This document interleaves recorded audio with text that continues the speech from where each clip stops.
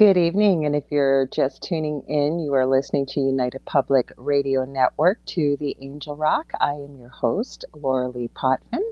We're broadcasting to you out of New Orleans, Louisiana, but I'm actually up in Canada, and I'm going to introduce our amazing guest in just a minute. But she is so gracious to get up at 4 a.m. in South Africa right now, so thank you for joining us. But I want to give you a proper introduction. For those of you who've never watched a show before, the Angel Rock, I say I cover all aspects of the supernatural, whether it's UFOs to aliens to cryptids to the actual paranormal. But my show always has a positive spin, and I deal a lot with spirituality, angels, how to access your own intuition and gifts, and things like that. I also do a bit of truth seeking, and the guests that I have on are people from all walks of life, everyday people, but through their work, whether it's professionally or personal, they're making a positive change for humanity. Now, a little bit about myself. I am a Canadian psychic medium. I'm a crystal Reiki energy healer, Akashic Records practitioner. I'm a spiritual teacher and mentor, and I'm also a registered nurse. So, one thing I do want to do though, before we get started, I want to give a huge, huge shout out to the Freedom Convoy 2022 that is traveling all the way from the West Coast in Canada, the East Coast, from Southern Ontario. They're all heading to Parliament Hill. They should be there this Friday, and they are standing up for freedom and truth for Canadians. So drive safely, everybody out there. We'll see you when you pass through my city, Thunder Bay, on Wednesday this week. So, on to my wonderful guest here. Her name is Bridget Finklaire, and I'm going to read what you've got such a wonderful a whole bunch of topics here. But I do know as I'm scrolling that Bridget is an author. We're going to talk about her amazing book, The Red Dress. She's a spiritual teacher with almost 30 years of experience. She's a qualified and experienced hypnotherapist and psychotherapist and healer, and was a professional therapist in London's Harley Street. Bridget left England in 2012 for Cape Town, where she now lives with her South African husband. She loves teaching, writing, and speaking. Weaving together the threads of her spiritual and professional journeys, she designed the Bone Circle, a unique, transformative, and life-changing program that ties together three significant areas of expertise: intuition and creating, the sacred and the metaphysical, and therapy and healing. And I could read so much more. She's just so lovely. Welcome, Bridget. I'm so glad to have you here. Lorilei, thank you so much for having me on. I'm absolutely delighted to be here. Well, Thank you so much. you are a trooper. Like I said, for me, I usually go on a couple of hours sleep and I'm up all night long, so it's not a problem. But most people do go to bed at night and sleep. So thank you for being here. I have to tell you that I've had a whole phase of not being able to sleep. And I think a lot of spiritual people either have challenges in their life that keep them awake, or they're night birds, or if they're doing a lot of spiritual work, it happens in the nighttime hours. So I'm often not asleep, and I've only just got back into getting to sleep. So it feels odd to disturb that sleep. But I'm absolutely delighted to be here. And, once we're up and talking, you might be the other side of the world, but we're talking the same language, just hearing We your are, introduction. because So our lovely Gavin Lee Davies, who works at the publishing company that published your book, I've known him for years. And I say he is a dream PR agent to work with. He sends me the most beautiful people, such as yourself, and he does everything. Like, the man just knows exactly what you need. He sends me a bio picture, he sends me a bio, he sends me a copy of the book to review. He sends me, and I'll tell you, Gavin, I rarely refer to your questions, and I love that he does it, because he asks, like, some people may not know what to discuss, right? But I'm yeah. all about finding out about people and their story and how they got involved, what the impetus was for it. Also like to have our people in the chat join us. We've got Michelle Millions. Welcome. We've got one of our previous guests and a good friend of mine now, Dave Petrella. He says, hi, Lorilei. Hi, Bridget. And I wanted to remind people, I forgot, if you're over on Facebook, depending on what page you're on, I may not see your comments. So please come over to the YouTube channel. It's called UFO Paranormal Radio, or even if you look up UPRN, you'll find it and you'll see us on there. And I will definitely see the comments, because I found when they don't show up on Facebook. There's been some amazing conversation and questions going on, and we're not seeing them. So during this show. So I have to ask you, Bridget, like I ask everybody.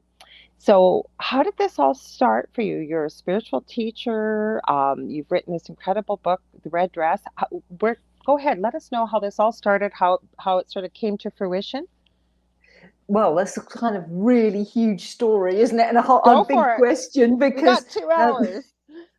so I'm going to actually go really way back to the beginning. Please and do. I believe a lot of spiritual people on the planet right now, and we're here for a reason, and we signed up and said, send me.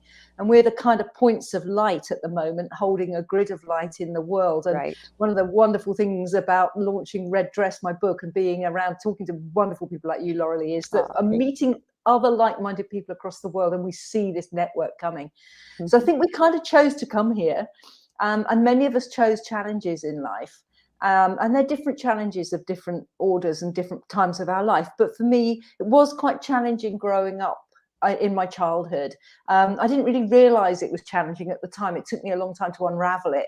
There was no kind of there was no physical abuse or alcoholism or anything like that, but there was quite a lot of sort of emotional manipulation, let's say. So I had to kind of started a journey to unravel that. I think all along in the background there was this, you mentioned you do a lot of psychic mediumship and channeling, and I think many of us have that kind of sixth sense and really sharp intuition. And my grandmother was very much like that. You know, she used to tell the tea leaves and tell your fortunes. And so that kind of underlying matriarchal line was also in my family. And I was the only girl. I had 4 brothers. So there was this kind of spiritual side, and then there was this kind of wounded side of challenge. And when I got to the age of 30, I kind of faked it till I made it, kind of thing. As we all do.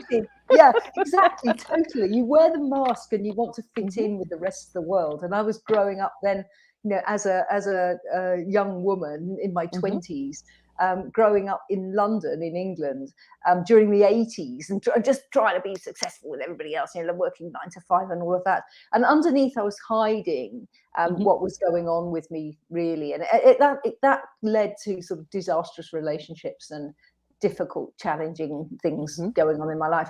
And at the age of 30, I'd finally got married and I had my daughter. And it did something to me. It changed something, because I stepped back from the corporate world, and I stepped back from that world where I was wearing a mask to be a mother. And that was something that was very true in my heart for me.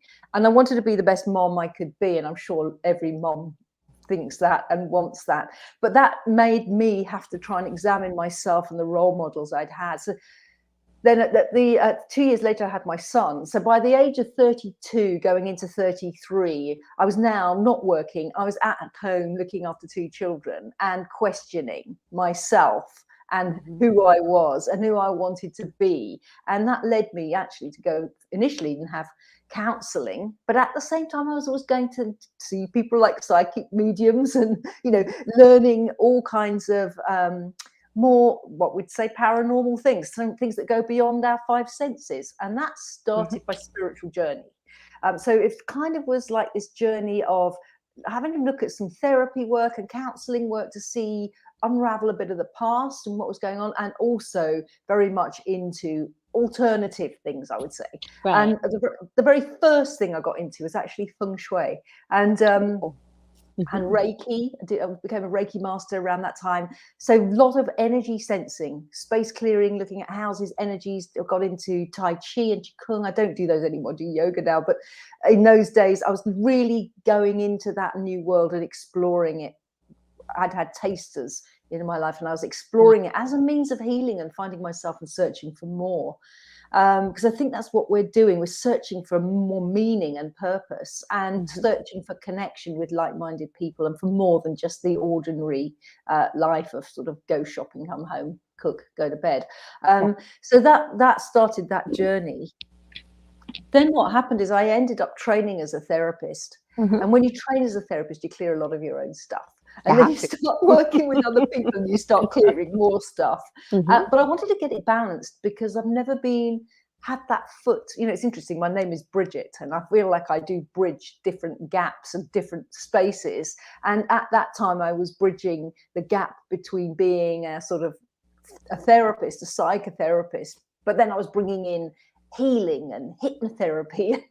And then I started to bring in other kind of more spiritual things. So I had these kind of parallel journeys of the therapist and then the spiritual journey. And eventually they came together, those two journeys locked together in a kind of a balance. And I think really that was at the top of my career when I was working in Harley Street. I would start weaving all these kind of energetic healing types and psychic-y things and intuitive hits and things into my work. So it became less and less of being a therapist and more of being a spiritual healer, I guess, although still working with the psyche. So that's that bit. And then the book bit, the book, how did I get to Red Dress and how did I get to Cape Town, was that I went through a very acrimonious divorce in 2009.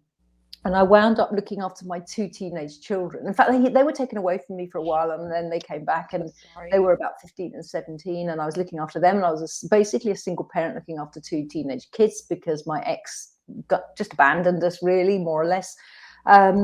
Didn't support us financially, didn't support us in any way, really, but carried on sniping from the sidelines. And I had to really work hard as a therapist to cover all the costs and things of that ilk. At the same time, my spiritual journey was getting higher and higher and higher as I got into the Book of Knowledge, the Keys of Enoch. I was doing all kinds of work.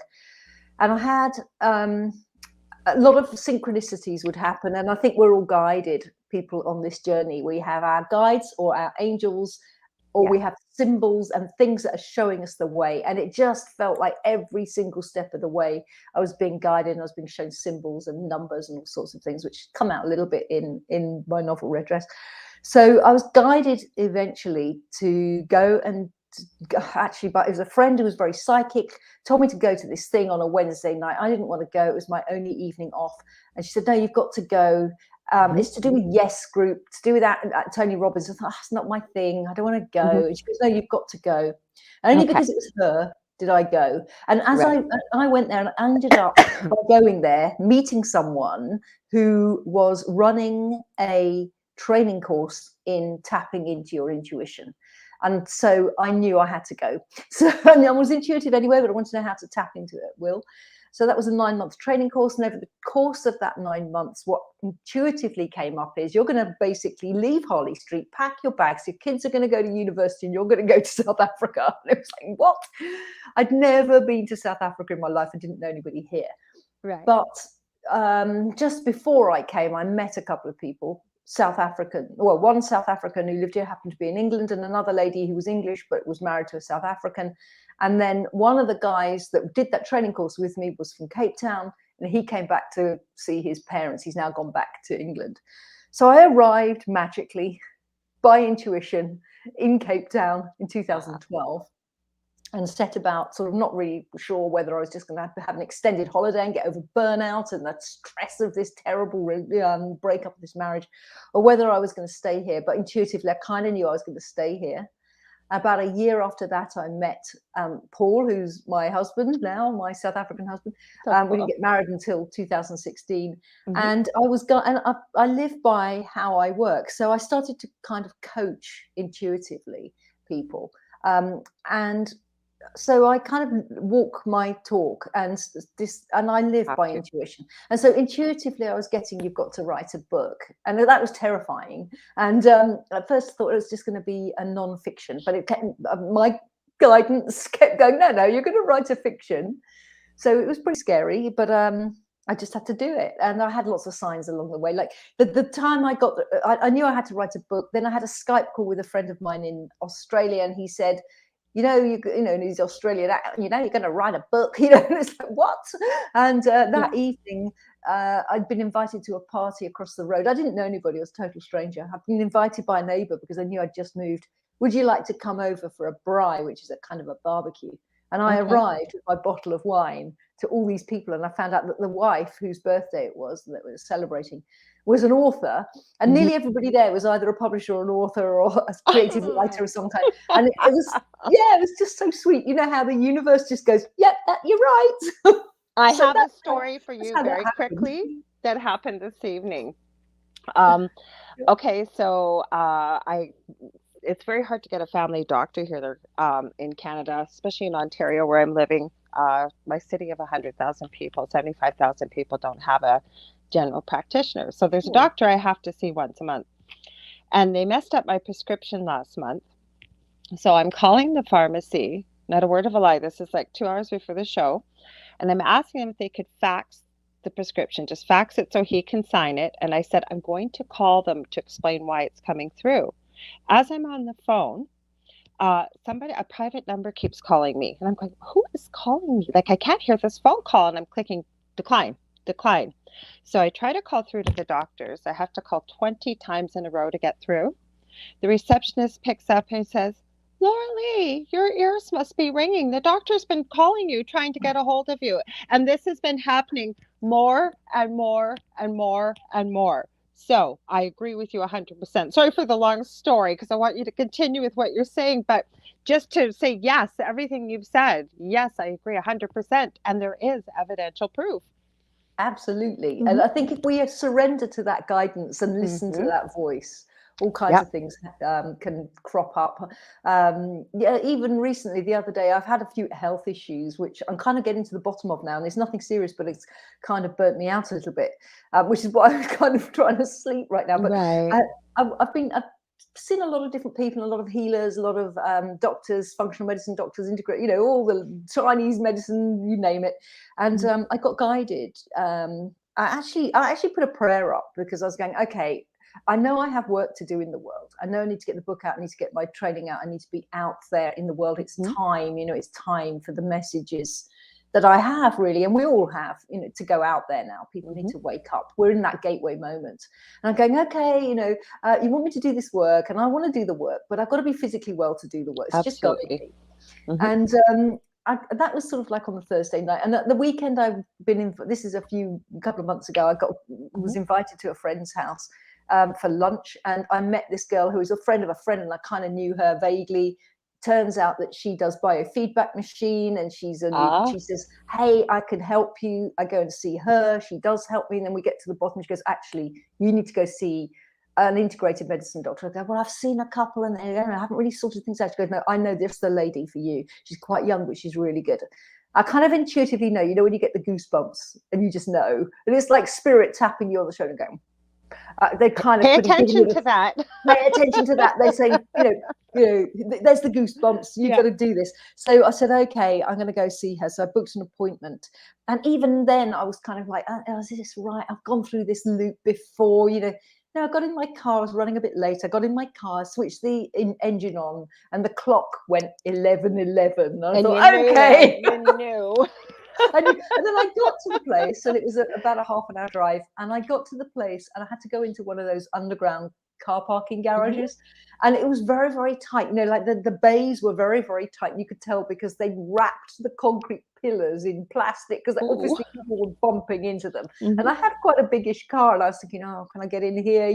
And I just looked at them all, and all of the bays were very, very tight. And I just thought, I'm just going to go for this one. I'll be fine. And I had like this much to spare. I'm going in and I'm concentrating, and I finally parked the car and turned the engine off. I look up and it's bay 33. So I go, okay, this is good. It's all fine. Yeah. And I think if you're open to these things, we're guided constantly. And you can see when you're in flow, it all just is like dominoes collapsing. You start one, they set in motion, and off they go. So yeah, I'm with you on this.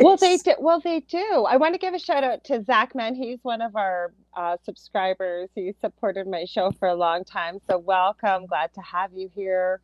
But let's go with that a little bit, because I've seen many of the things that you had put about, and I don't usually look at the questions, but I will go over them that Gavin sends me. Many of the words, almost word for word, that you have said in topics we could discuss is part of what I teach, what I talk about, and so on and so forth. And I'm hearing it from other people, and it's always the same words. So you know where it's coming from exactly. But let's build on that a little bit, because you talked a lot, I know, some of the topics about vibration. And I know when I started this journey many years ago, living in an extremely, extremely, extremely haunted house, believe it or not, That's what got me kind of on my spiritual journey. That and going for my first tattoo. I always say what do tattoos and angel cards have to do with each other. It's a long story. Some people have heard it here. But my point is we are finding that there are a lot of people that are newly awakened spiritually, but they keep hearing, raise your vibration.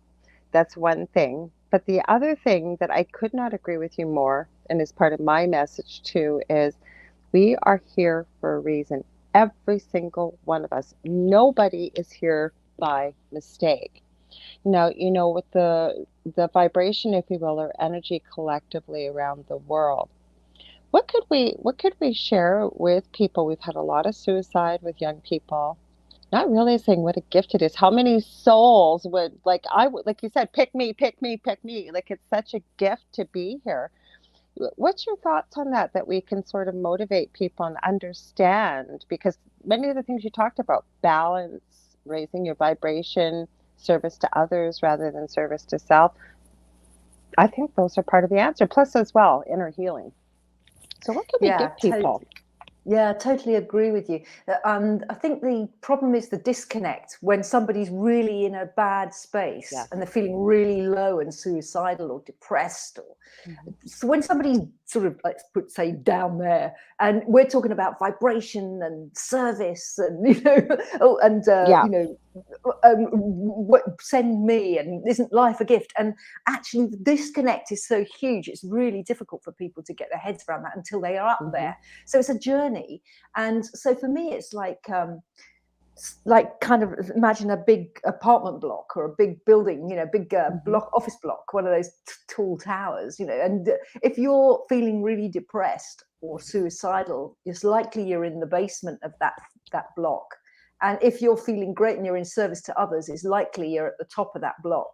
Now, that's not a personal judgment in any way, because the person at the top could be the person who was at the bottom yesterday. It's just a structural thing. And that structural thing is like that's something most people have to take the staircase, by the way. We have to go step by step. Yeah, it's not a quick fix, is it? No, but every so often somebody does have a quick fix. Every so often somebody has a sudden awakening or something that's a turning point in their life, that they get the elevator right the way to the top. Often those people get the elevator to the top, see the top, and then they plummet back down and they have to make their way back up the stairs. So that's the first thing, is to realize it's a journey. You might not get there straight overnight and be in service and in a high vibration and feel like life is great no matter what it's throwing at you. That could be quite a long journey. But the point is to understand that that's there, that pinnacle, if you like, that apex, the top of the pyramid or the top of the apartment block exists and is there, and it's there for you, and it's there for each and every person when you're feeling really, really down.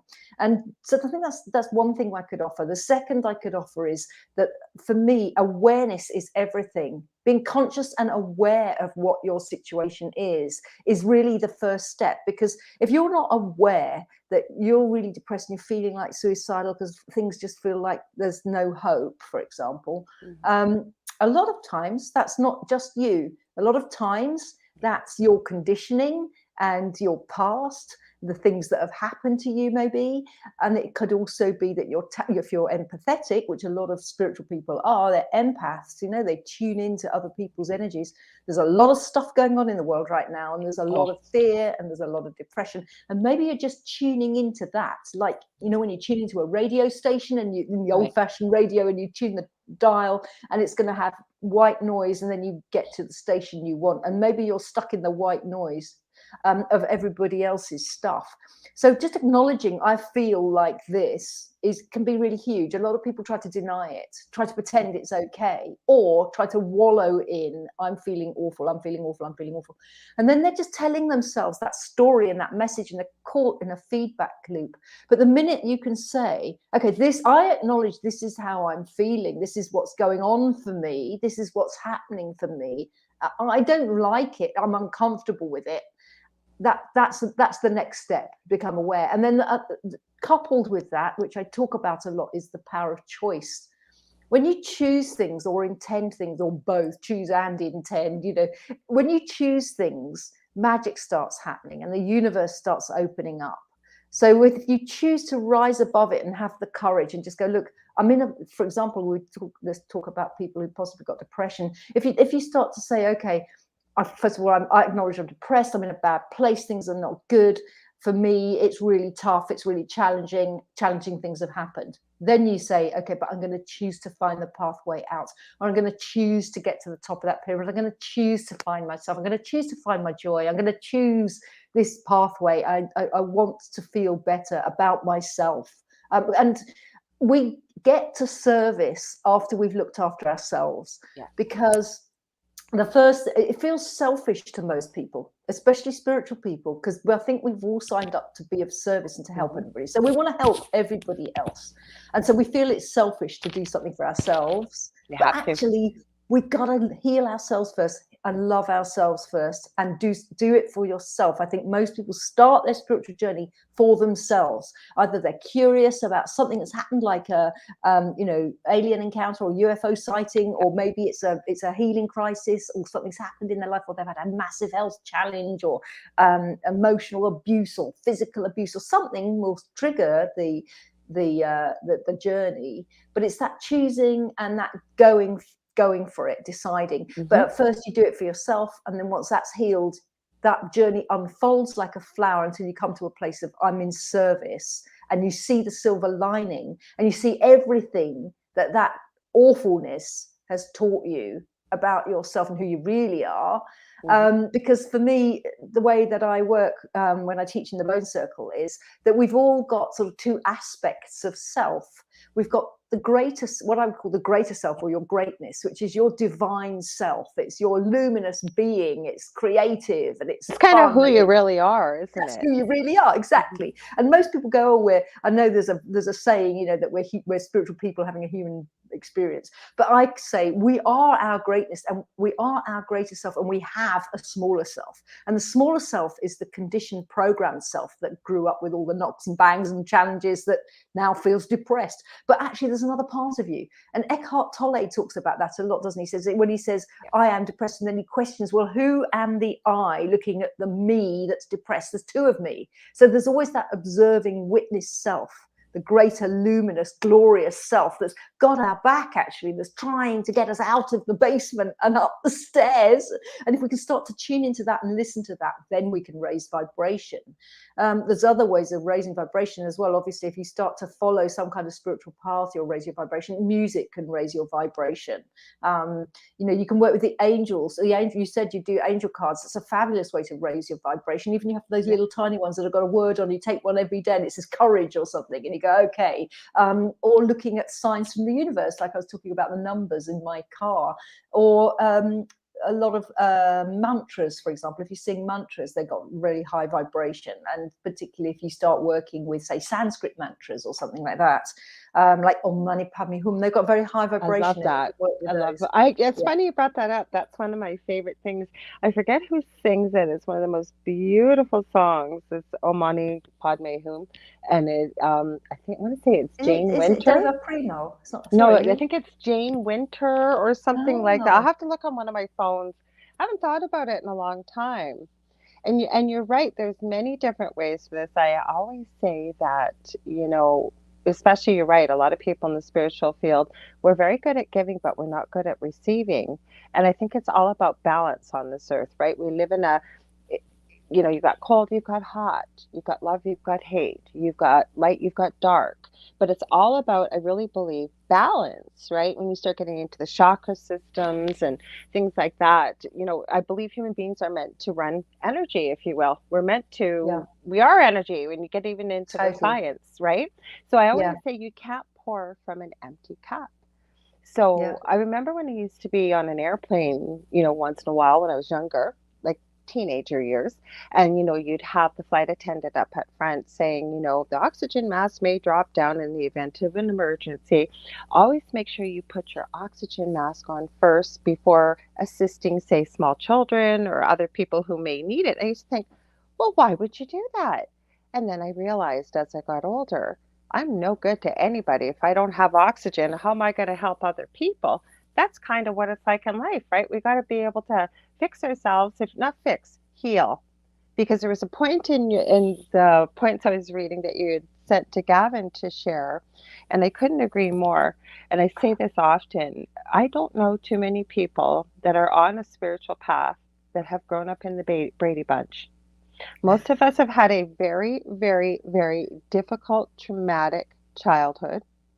And then I think when you were talking about choice, that we have a choice, right? You can wallow in that, you can wallow in the victimhood. And when I say that, that's with no judgment.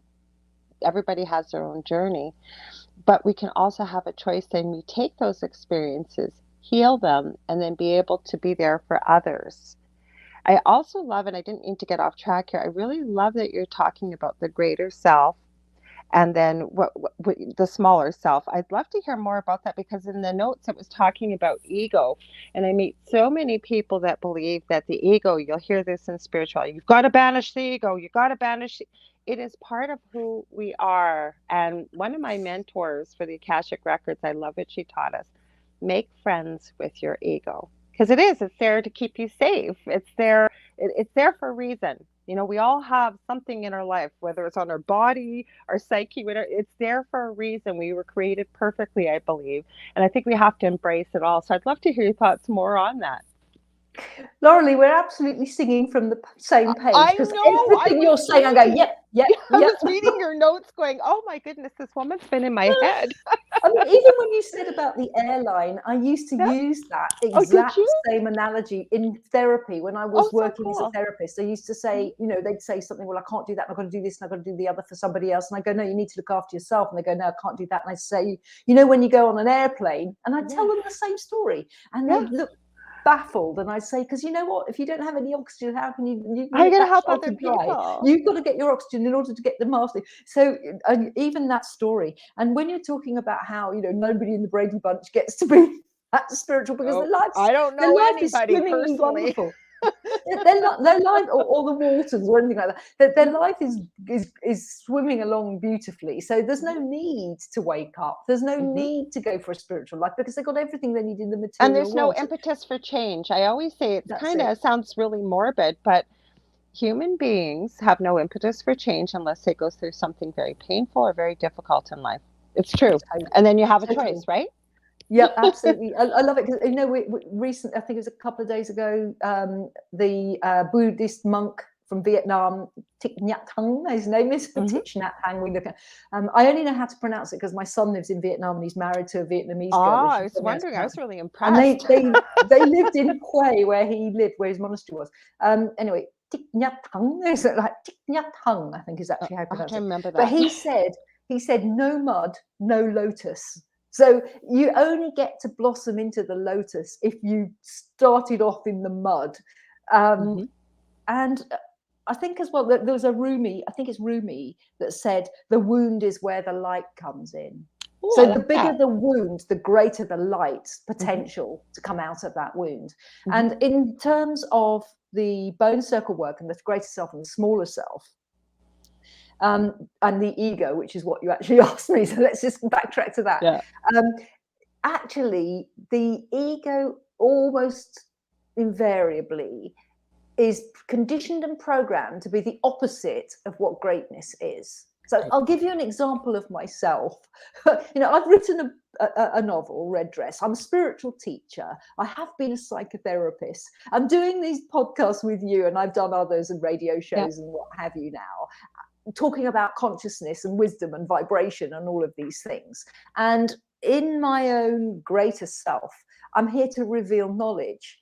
As a child, I was teased by my older brothers, and in my ego wound, I'm a silly little girl who doesn't know anything. So you see this kind of, you talked about opposites and balance as well, and it's that middle path is the right path. It's the sweet spot in between, swinging from one end to the other.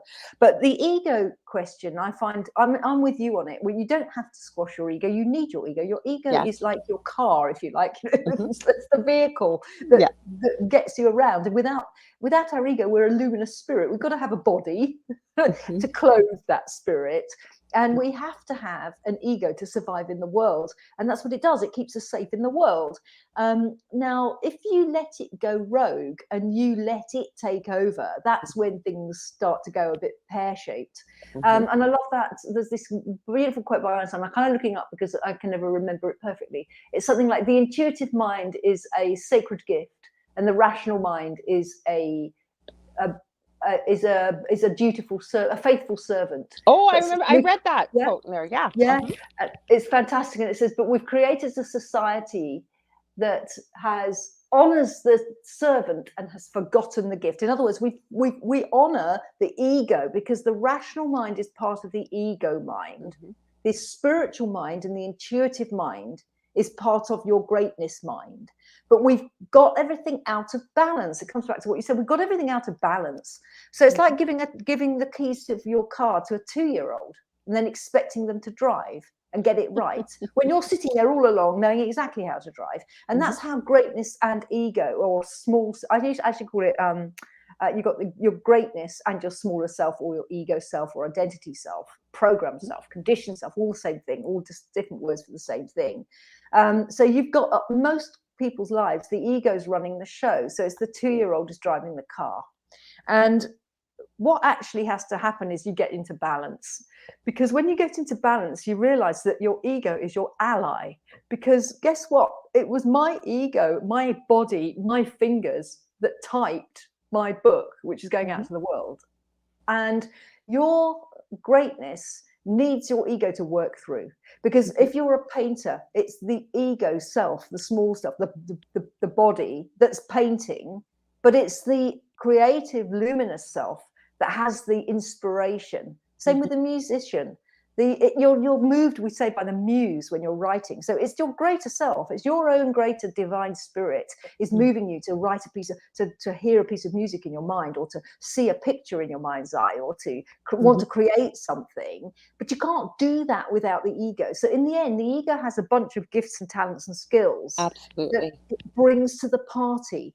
So we need both, and we need to get them harmonized so that your greater self is driving the car and your ego is on the passenger seat chatting. And that's kind of the point of the bone circle training, is to get you to understand both. And it's that whole axiom, know thyself. But it's not just know thy greater self and what that's come here to do, because you're quite right. We've all got a purpose and a mission and a reason for being here. We're like all parts of a multi-dimensional jigsaw puzzle, and we're each a part.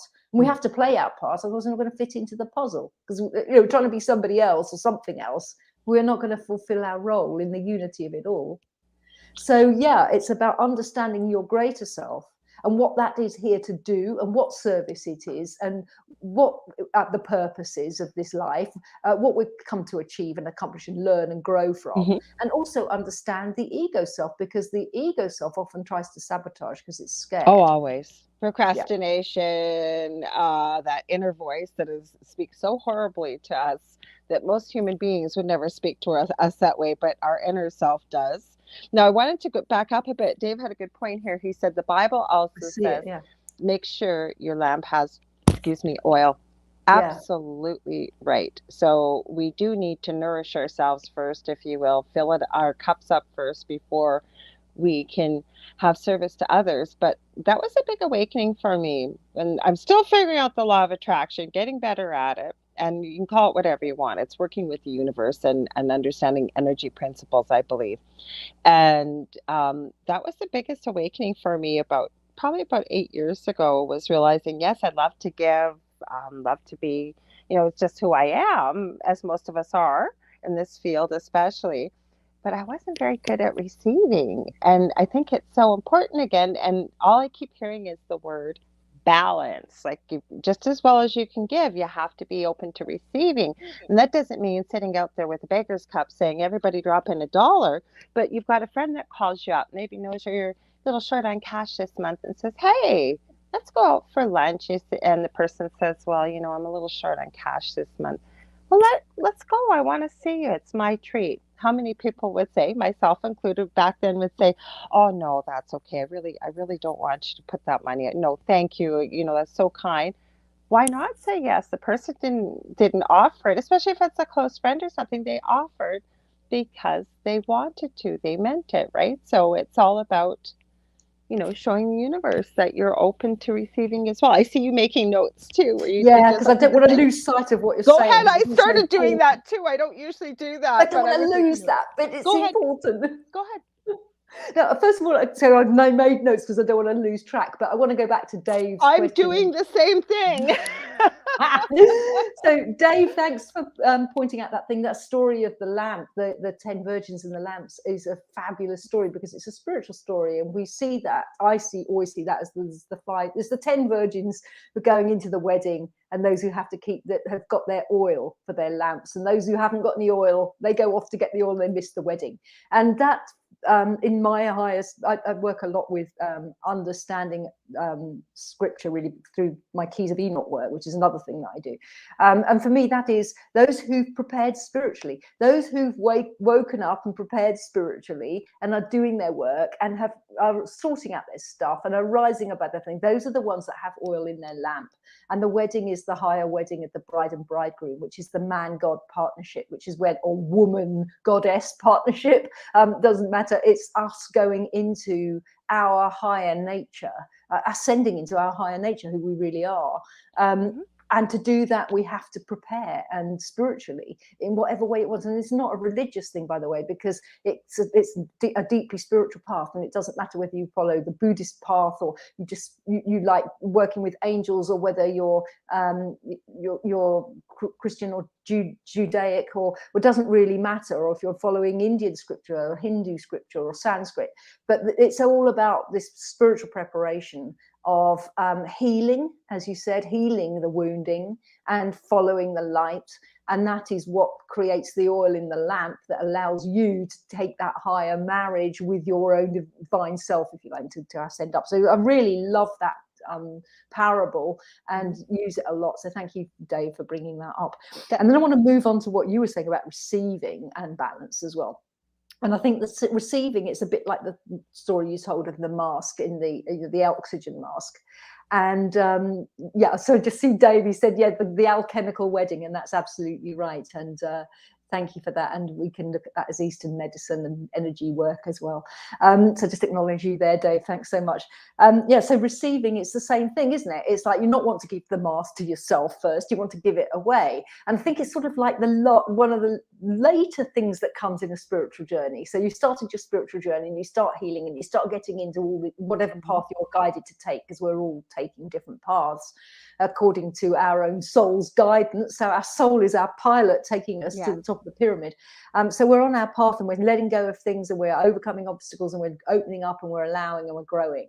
And it's quite a long way on that journey before we can receive, because as you quite rightly said, most people on this path have had challenges. They didn't grow up in the Brady Bunch, so they're used to giving, and they're empathetic, and they want to be. And I think as well at soul level, they're old souls. And yes, I say it all the time. Old souls, yes. And they know somewhere that they're here to serve, and they're here to serve humanity. So that's inculcated even from birth, before birth, pre-birth, in the previous life, or in the life before life. And so they kind of come in with a knowing that they're here to serve. But of course, that gets a bit mangled by the ego. It thinks I've got to give everything to everybody. And that's actually not what it's about. So it takes a lot of unraveling and learning before they can get to a point of receiving, because what it comes to is loving yourself enough to say, I deserve my friend to pay my lunch for me. And one of the things I think is that we think we're being selfless if we say, oh, no, I'm okay. Yeah. And we think we're being greedy or mean or something, not spiritual, by receiving. But actually, if you put yourself in the other shoes, it's quite interesting, isn't it? Because if you had a bit of money and you wanted to take your friend for lunch, see, we love giving, don't we? Spiritual people love giving. You want to take your friend for lunch and you go, hey, I've just got a bit of money in and I'd love to see, I haven't seen you for ages. Let me take you to lunch. And she goes, oh, no. It feels like, oh, hang on a minute.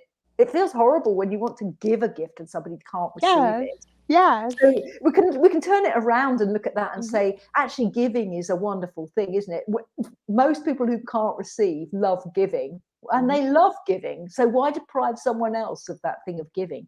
I like that. I think that's important. And I'm going to remember that, because I think most people, when you turn it around, it's pretty simple to look at that we love giving and put yourself in that person's shoes. I think a lot of people could see that. That's a great point. Yeah, because Thank you. we're depriving them of the joy of giving otherwise, aren't we? So it's just an interesting thing. Yeah, and I think in the terms of teaching, one of the teachings that I do, well, the main teaching that I do is the Bone Circle. Then I also teach the Book of Knowledge, the Keys of Enoch, but that's kind of my own personal spiritual work. And then there's Red Dress, which kind of is a primer for the Bone Circle. But right at the beginning, I say to people, you're going to have to get used to receiving. And they kind of look at me and they think, oh, yeah, they dismiss me. But they absolutely have to get used to receiving, because it was like you were saying earlier, the universe starts, like the phone call from the doctor. The universe starts. That blew my mind. Like, literally, I'm trying to call, or I'm calling a pharmacy, and this private number keeps coming up. I'm not expecting him to call me. But let's just building on that a little bit, though. I when you hear that inner voice and you know that it's guidance, whether it's your guides, your angels, I don't get too hung up on what their name is or who they are. As long as I know it's said a little bit different, it's in my voice, but it's meant for my highest good, and it's meant with love. And so I'm thinking, who is calling me? And I literally get through on the phone, and they've been trying to call me. Like, there are no coincidences in life. And I think the more that we pay attention to this, the more we start to realize there are no coincidences. Absolutely, it's all a finely tuned thing, and I talk about that in Red Dress. The central character Katie, she realizes that there's a bigger plan that's being played out that's not from her, and she's just in part of it. She's taking the roller coaster. So yeah, at that point, the receiving it's so literal actually with the phone call, because all you had to do was receive that phone call, but you were trying to make the call. So but I had this nagging feeling. Like, this happened last Wednesday, and I made a mental note. Usually Mondays are my crazy day. I don't have time to do this kind of thing. But I actually came out from running out on an errand, and I had this nagging feeling. You need to deal with that right now. You need to deal with that right this second. Put everything else aside, whatever it is. And so I did. I listened. And meanwhile, it was meant to happen, because as I call, they've been trying to call me. Like, what are the chances, right? Yeah, So absolutely. At the same time as yes, well. Yeah. Yes. Yes. You can't make that up, can you? Nope. There's certain things you can't make. So, I mean, this is it. We have to receive, because if you start creating, because the Bone Circle is really about both creating and manifesting and healing, and being fully present. So there's kind of three things to it. But once you start healing the past, becoming fully present, and choosing, intending, creating, and envisioning what you want to create in the future, the universe is going to start showing up with opportunities. You have to be aware of the opportunities and be willing to receive them. And I'll give you a little example of somebody who wasn't. So there was somebody on my training, and I told you, you've got to learn to receive. She turns out that she's being guided to become some kind of spiritual minister. And so I said, oh, that's interesting. So, and the next time I saw her, she said, I got this email in my inbox that was from some, place somewhere, online training to become a minister. I said, oh, wow, that's great. Did you take it? She goes, no. I said, why not? And she said, oh, I had to stop and think about it, and I only had 5 days to. I said, no, that's the universe. You made a choice and intention to do this. The universe just gave you the email, the link, the whole damn thing. And you went, no, I've got to research. That's where the ego sabotages. And that's where if she had been in a space of being able to receive, she would have gone, wow, the universe has just given this to me.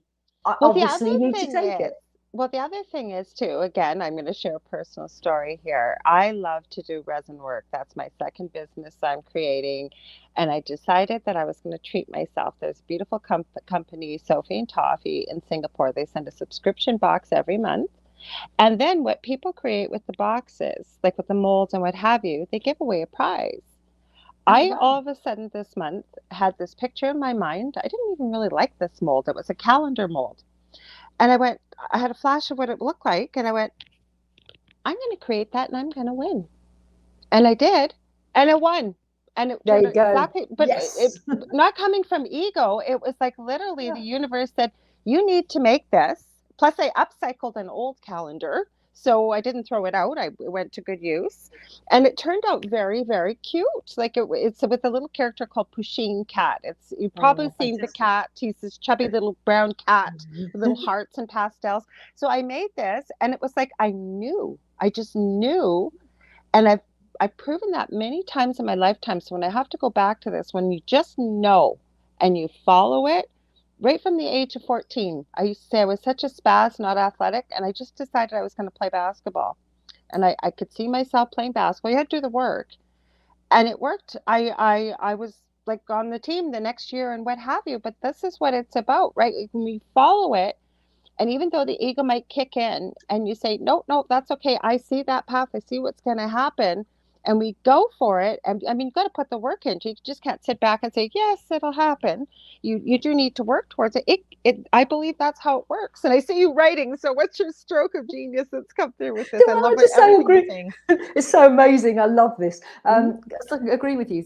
First of all, we were talking about, you a little bit earlier on, you were saying, about listening to that voice, and you don't have a name for it. It doesn't matter whether that's a guide or an angel or your own intuition. And but you got to know. And then you came in and said, but it's the knowing. And for me, that's what it is. It's a knowing, because it's coming from a higher space and it's almost instantaneous. It's an instantaneous communication. It's not like you have a feeling about this or a thought about that, or you've sat in your bed and thought about it. And it's not like that. It's like, bang, you've got it. Exactly. And so I think discernment is the most important thing here, is to be able to discern the difference between that higher message which comes instantly and with a knowing, and the kind of the I think about it and I think I ought to do this, and I feel like excited about that, or I feel I might win the resin calendar thingy if I do it. No, it's not. It's like, no, I know. So that's what happened, and it sounds real. It sounds egotistical, but it wasn't coming from that place. I knew. I actually told my husband, my partner, Del, I said, I'm going to win this month. I know I am. And I hadn't even created it yet. And like I said, it wasn't coming from ego. It's just, you knew. I'm getting goosebumps telling you that. That's right. Goosebumps is one of mine. I get goosebumps, my hair's on end, and it's on a truth, So you're absolutely right. And it's not an ego thing. It's like it's coming from a higher dimension of space and time, which is because that's part of you or your guidance, because I think we're all connected anyway up there. Absolutely. It's only in the physical that we're not connected. And even in the physical, if we look at quantum physics, we are connected because we're all just electrons. Exactly. So it's coming from beyond time and space. So that part of you beyond time and space knows you're going to win.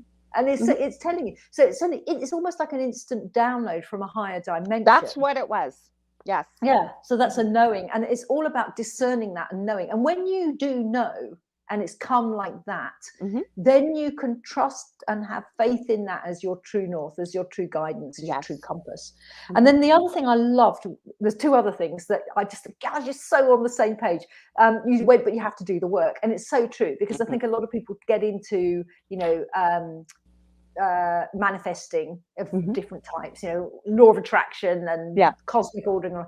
They think they're going to cosmic order, or they're going to have a law of attraction, or they're going to have the house they want, or the partner they want, or they're going to win the competition, or whatever it is. And then they sit back and wait for it. And just wait for it to happen. You can't do that, because the universe applauds action. The universe applauds action. Now, everything in the universe is changing and moving constantly. The only constant is change. Everything is moving. So we have to take action. And for me, that is the yin and the yang and the balance we talked about, because there's a balance between the stillness of hearing and receiving that message you're going to win, or you're going to move to South Africa, or you're going to write a book, or whatever it is.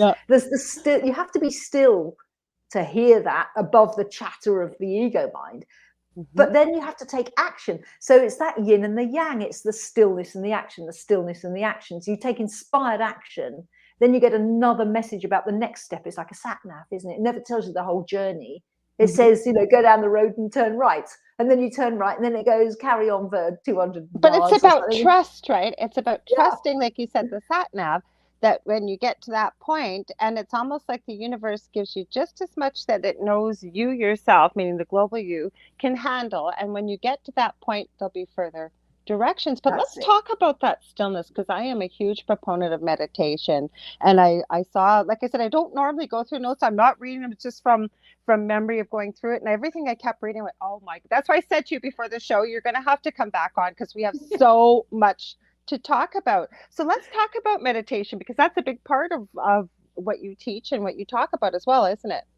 Yes, it is. Mhm. I'm just going to go back and then I'll No talk worries. about meditation, because you Yep. also talked about the ego kicking in. Mhm. And that's another thing we have to be aware of, Mhm. that your ego's there to keep you safe. Yes. So when your greater self gets the message, either through guidance or through its own self, that you're going to win the thing, or that you're going to go to whatever it is that you've got, Mhm.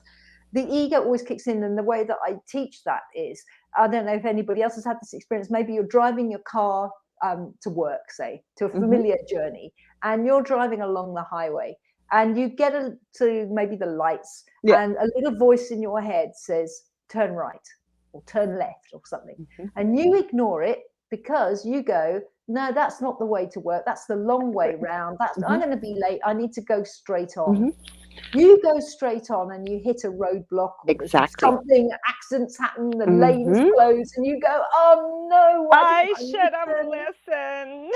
I should have listened. And so Yeah. whenever your own greatness, your own intuition, or your guidance, or your guides, or I also don't name it, by the way, I just say intuition. I don't either. I'm not hung up on that, because I just Yeah. know, like you just And know, also right?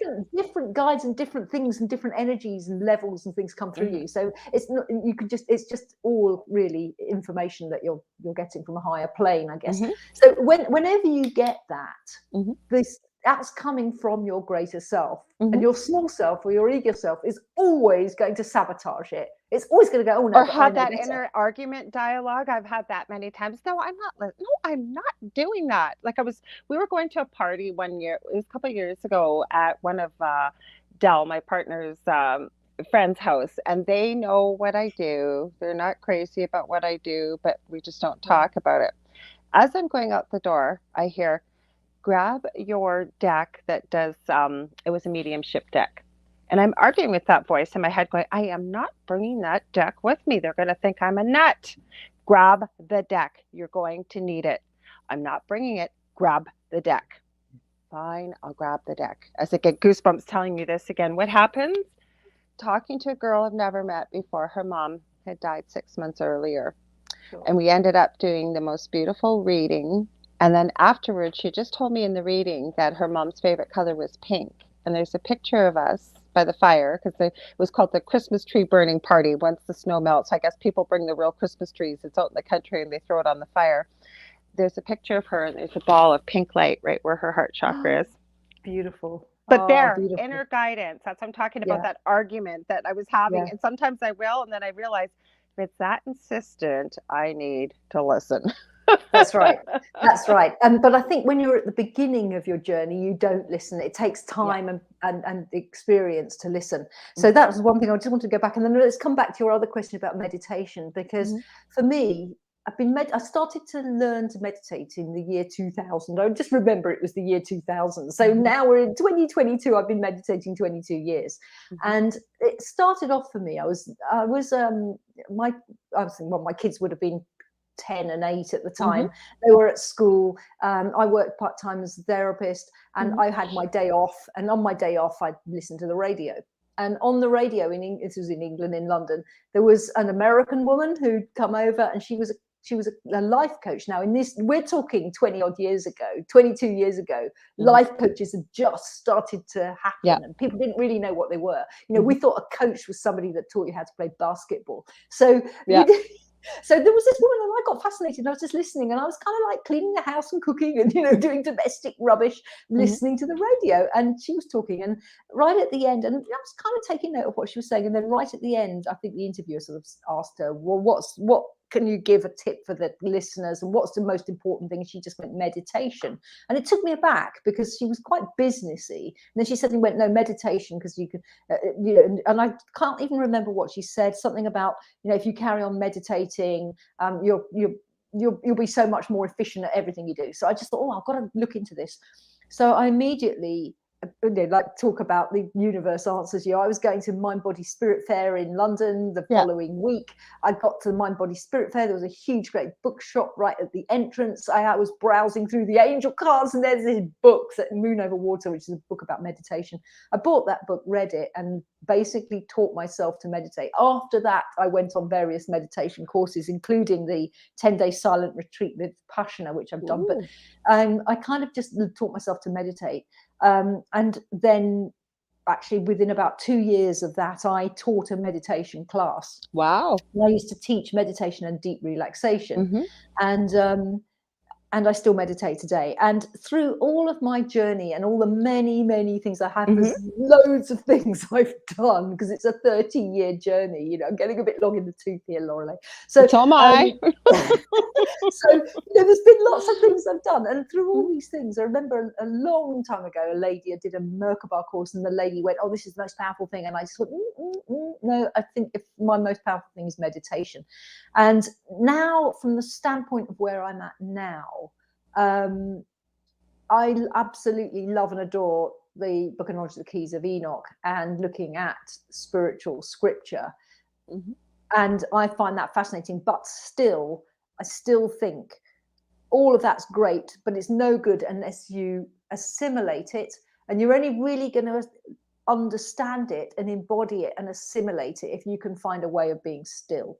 So for me, it's stillness. For me, I do meditate, actually. It's meditation. I know some people find it tough to meditate.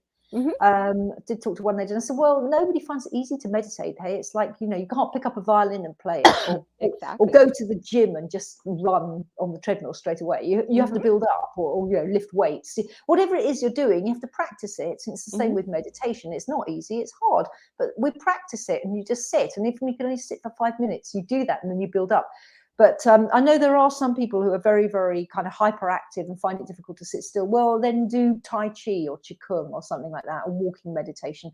But even if all you can do is sit in your garden, say, or sit in a park or in nature on a rock and listen to the birds and listen to the wind in the trees and just breathe in the fresh air and sit and do nothing and not really think about anything too much apart from the things that are around you, and just be in a sort of happy place and a smile, even that is a stillness point. And without that stillness, we can't become fully present. And without that stillness, I don't think we can grow, because I think that's how we grow inside. That's how we find the divine inside of us, the light inside of us.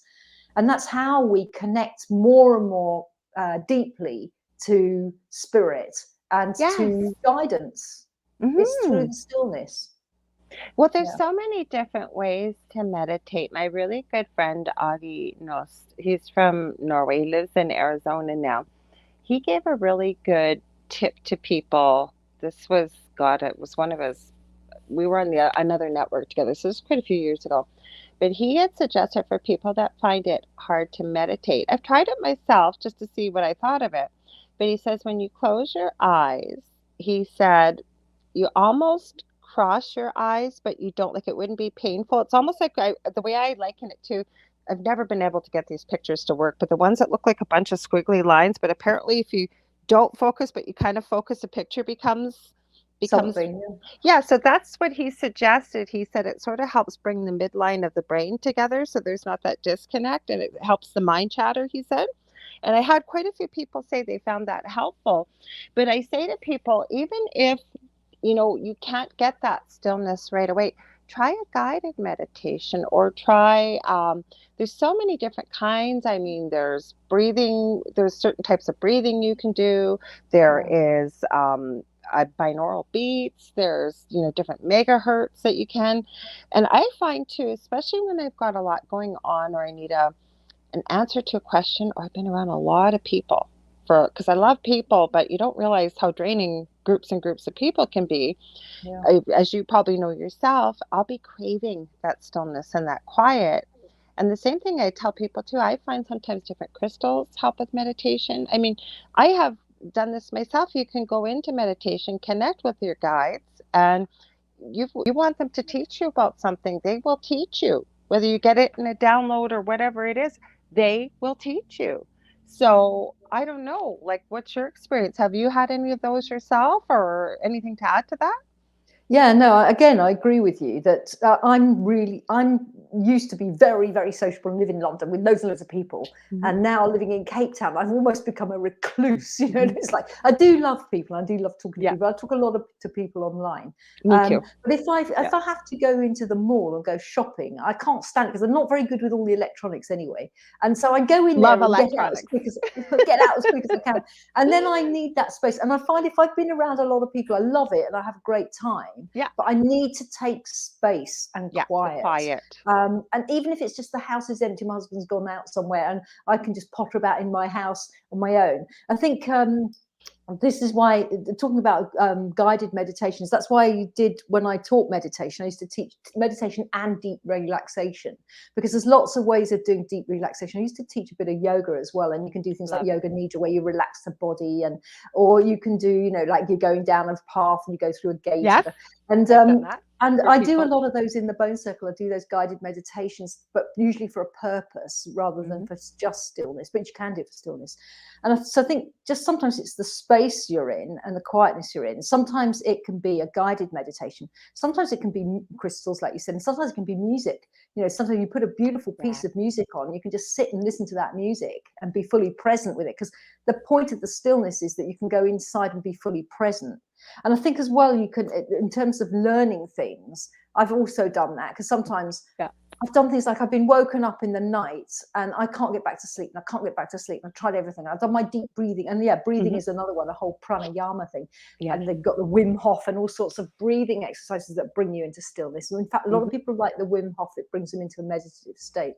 So anyway, I was doing all these things and I still wasn't going back to sleep. And it was like you were going, then the voice and then the other voice. You know, it was like, you need to get up and So meditate. Oh, people but know it's we're cold not and it's the middle of the hearing night. voices. It's in your So own voice. it's your own voice. But I get you need to get up and Yeah. meditate. No, I'm too comfortable in bed. You need to get up and meditate. No, it'll be cold outside. You need to get up and meditate. It's 4 a.m. And eventually I'll get up if it's one of those. Oh, okay. So I get up and I go into another room and I sit on I have a meditation stool and a meditation cushion as well. And I'll sit down and I'll meditate, close my eyes. I'll go into a meditative space and immediately the download comes, the information comes, something comes, some kind Wow. of message Mhm. comes. So I do get that. And the other one I do sometimes if I've got a problem to solve Yes. and I don't know, I'll either put it up like that or I'll put it out to the universe. But the other one I do is just sleep. So before I go to bed, I go, okay, I'll have been thinking about something. And I'll go, okay, I really need the answer to this. So I'm going to put it up to the universe. And then I know that in the morning I'll have the answer. And invariably, jump out of bed and I've got a pen and paper and I have to write it all down because it's there. Yes. And the other one for me is walking, particularly when I'm writing. When I was writing Red Dress, you know, get to tricky scenes and you wouldn't be sure, you'd finish a scene and you wouldn't be sure what bit to go on to next or what was going to happen or how this was, didn't know how to link this bit to the next Yeah. bit, you know. So I'd give up and I'd go for a walk. And I live near the ocean, so I would walk Oh. down the back and I'd go and I'd be in the fresh sea and I could hear the waves and wind, mountains and sea.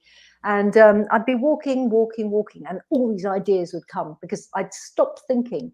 And all I was doing was walking and being with nature. And I'd have my phone and I'd have to do these voice notes all the way along. Yeah. And I'd put my phone away and I'd be walking a bit longer. And I'd go, oh, I've got another idea. And I'd have, I know what I'm going to do. I'm going to make this person do this. I'm going to make this person do that. Or I need to talk about this. And I'd have whole sentences that ended up in the book.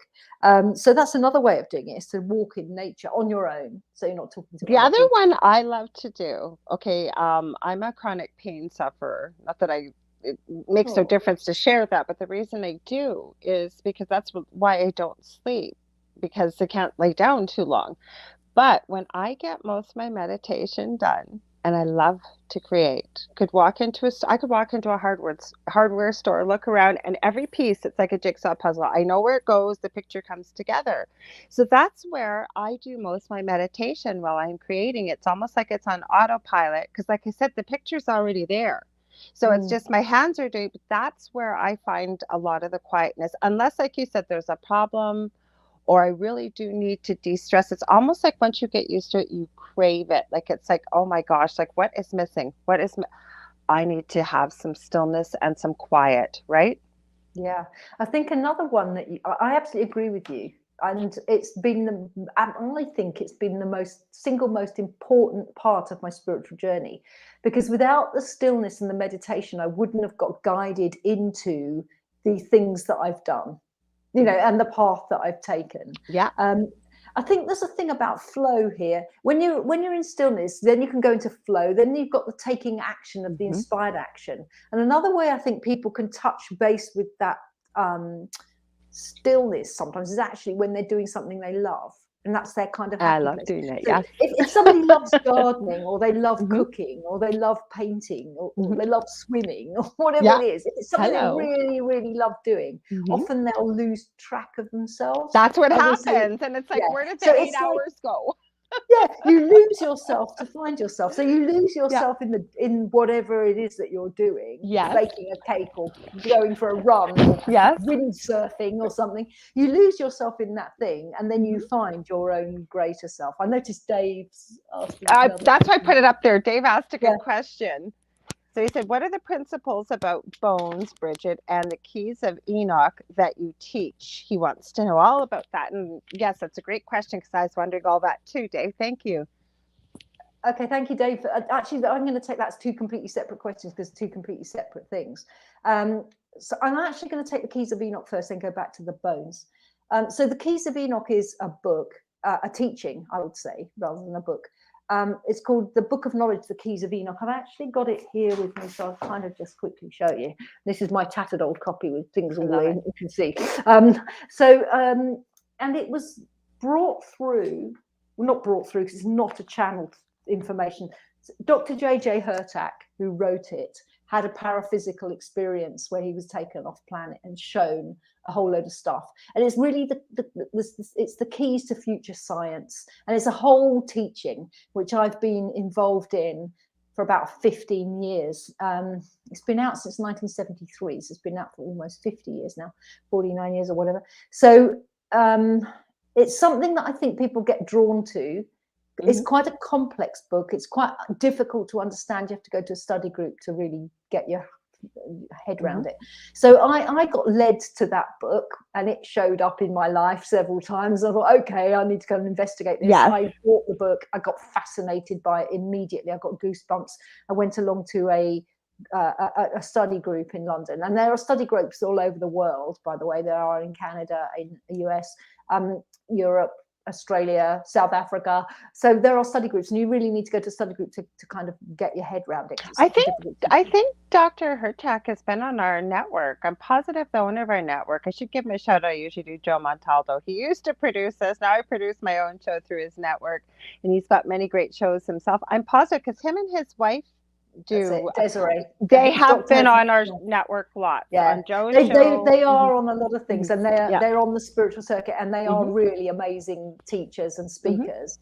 So it's Desiree Hurtak, Dr. J.J. Hurtak, Keys of Enoch, and so I went into that teaching, and then just before I moved to South Africa, I kind of was starting to be groomed, if you like, to teach. And to facilitate a study group. And then when I came to South Africa, I was asked to facilitate a study group, and I still now facilitate a study group in Africa, in South Africa, of that teaching. So that's one thing. And the principles of it, as I said, it's actually, there are 64 keys of different levels of science, of what we call future science. And also it's what's called a capstone teaching. So it encompasses all of the different traditions. So in there, for example, we have Egyptian teachings. In there we have some Kabbalah. Some talks about a lot about the Hebrew. It talks about the 5 sacred languages of Hebrew, Tibetan, Chinese, Egyptian, and Sanskrit. It's got the Bon Tibetan tradition in there. We also talk about the cosmic Christ in there. So it's not it's coming down from a higher teaching that is the capstone upon the top of everything we've got here. And it's a preparation really for what's coming. So I don't want to go too far deeply into that, because it's such a esoteric, complex teaching. And if you're drawn to it, I suggest go and have a look at Keys of Enoch website, and there's a Keys of Enoch YouTube channel. And as Lorilei said, there's lots of, they are on the circuit, and there's lots of information out there about the Keys of Enoch and the Doctor's Hurtak, and it's fascinating. So then let's look at the bones. So the bones is the bone circle, and that's my own teaching, then that's really my work that I teach. At the moment, I'm in the middle of moving it online, because it was a physical teaching. People would come and I would teach them in person. But because of, well, two reasons. Number one, the lockdown. And number two, I want this teaching to go out to the world. And it's no good. I'm living in South Africa. So if you're in Canada and you want to do the bone circle, you can't do it physically. So I'm in the process of putting it online, which means I need to develop a website and I need to change it. And I'm also simplifying it, because it got too complicated. And I want it to be accessible to people. So, and I kind of started off by saying I had a few health challenges recently. And so I'm kind of just pacing myself, but it's coming soon this year. I've already got the website starting to get that up and running, and I know what I want to do with it. So the bone circle is an entire teaching, and it's a completely transformative way of life. And what it does is it draws on the three different areas of my life. One is looking at healing the past, which is my life as a therapist and healer, because we do have to heal some things, not everything, but we do have to heal the traumas and heal the past. So that's looking at the past and healing the past and letting go of the past and not letting the past influence us and pull us back. And then the second area is to look at the spiritual work of and lifestyle choices, which enables us to be fully present, which is things like stillness and meditation, and going for a walk in nature and drinking water, and bits of yoga and breath work and grounding. Grounding is another one. Absolutely brilliant. Actually, I need to put a note. Grounding. We need to put that in. And gritting. Actually, on my videos on YouTube, and I need to put some teaching videos up there. Those two videos, I have one called How to Create a Love Shield, because I hate to come from a place of fear. But like you said, when you're empathic, and you're picking up other things, one of the things I teach people is, if you're feeling it and you don't know why it's there, but you think it might be yours, but you're not sure, to ask your body, get quiet and ask, is this mine? Your body will always tell you either yes or no. And if it isn't, I teach people just return to sender. Put love with it, especially. Never can go wrong. Nothing negative attached with it in any way, shape, or form. But the other thing with the love shield, and I hate when somebody gives me myself instruction and it's a long process, and then after you've watched a video or read it, you go back and go, what was step 3 again? What did they say? So I like to walk people through the video to craft it for something that works with them. And I've taught both my kids this. My youngest has severe autism and he's 24. He calls it the bubble. He still calls it, Mommy, I put the bubble up tonight. And my eldest, because we lived in a very haunted house before we moved here 2 years ago, and it was very dangerous. And my eldest shared with me, he used angel wings. So what I do is I walk people through how to create this shield, not from a place of fear, but a place of love. And you can design it any way you want. So when we are going into, say, a group of people, and maybe there's some people have toxic energy around them, whatever it may be, but you're shielded. And so that, in the grounding and gritting video, I must have shared that over 100 times with different people. Because a lot of people, it's always so strange to me that we've never grown up learning these things about energy, including grounding, how important that is. Now, there's a new video out there called Earthing that came out a couple of years ago. I mean, that principle is thousands of years old, and they made it sound like it was this revolutionary new thing, right? Totally. It's so brilliant. That's fantastic work, and absolutely right. Things like grounding and shielding and boundaries as well, and all kinds of lifestyle stuff. So that's the kind of spiritual part that comes in. And I work a lot. We talked about vibration. I work a lot with sacred names and to bring in vibrations. And I work a lot. There's lots of different names I work with, and singing and chanting. And I get people to dance and be in their body and express their body. So that's the spiritual side. And then the third part of the bone circle is tapping into intuition at will. Love it. And so that you can envision what you came here to create. And that doesn't have to be like, it could just be like, I don't know, a happy relationship, or being a great mom, or I don't know, it could be anything. Learning how to have fun. I learning how think to have that's my fun. partner's mission in life, how to have fun. My partner's very laid back. He's brilliant, and he's like he's totally intuitive and on it. But there's no Yeah, big picture thing. He's kind of just really chilled. yeah. So he's asking about bones, and I'll get to it, Dave. So then that's the third part, is tapping into your intuition. In fact, there's 5 levels of the bone circle, and on the 4th level, you get a thing called your gift of life. So you receive the gift of life from the higher realms, which is a gift that's given to you that then you create and realize and make real, and then you're gifting it to the world. So there's a beautiful teaching.